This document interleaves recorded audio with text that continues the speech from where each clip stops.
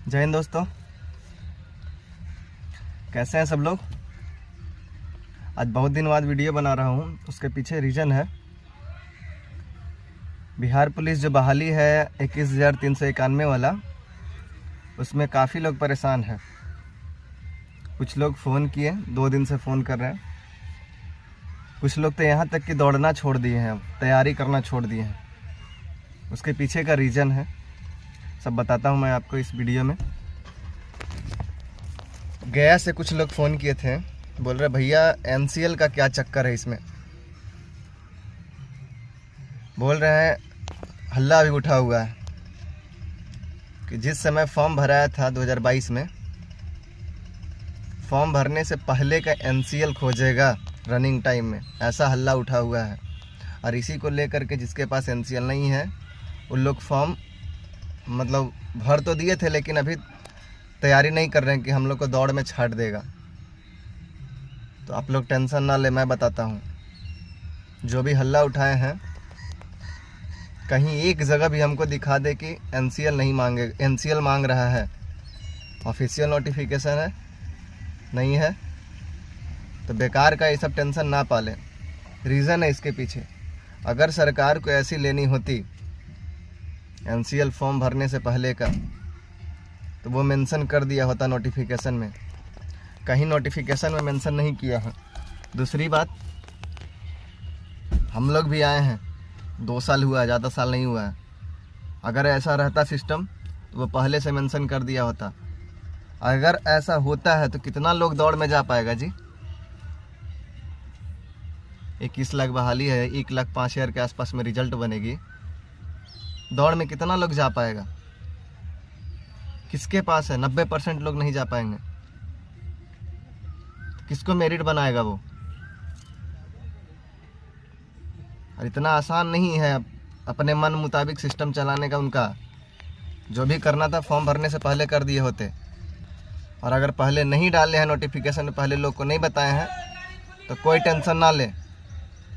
सब दौड़िए, मेहनत कीजिए, परीक्षा दीजिए और सब ज्वाइन कीजिए।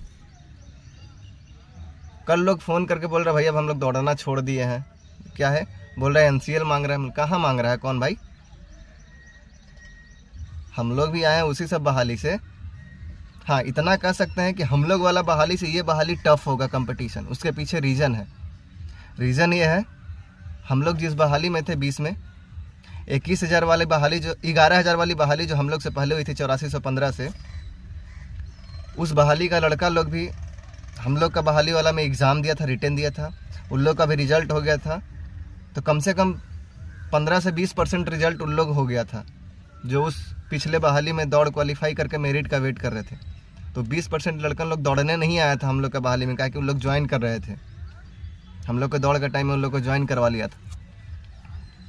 इसीलिए हम लोग में कुछ कम कंपटीशन था। इसमें कंपटीशन बढ़ेगी, क्या कि जितना लड़का है सब, क्या कि बिहार पुलिस का 21,000 बहाली आने के बाद से कोई ऐसा बहाली आई नहीं है जिसमें लड़कन जा सके, ताकि इसमें भीड़ कम है। तो उसमें भीड़ रहेगी, कंपटीशन भी टफ रहेगी, तो मेहनत ना छोड़े। अरे बहुत रास्ता है, नया नियम लगा देगा, बहुत रास्ता है, काहे टेंशन ले रहे हो? रिजल्ट तो लो यार।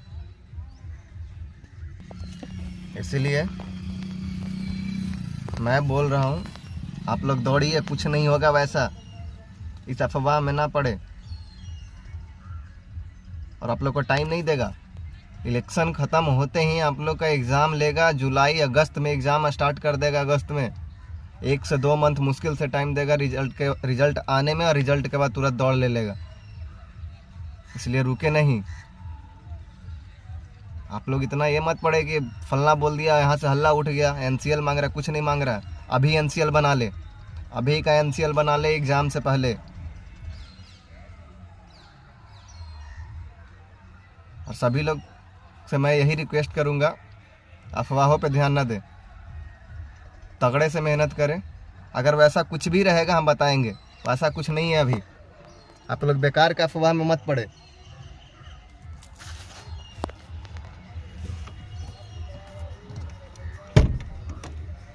ठीक है, मिलते हैं फिर वीडियो में। कोई ऐसा बात रहे आप पूछिएगा, मैं ज़रूर रिप्लाई करूँगा।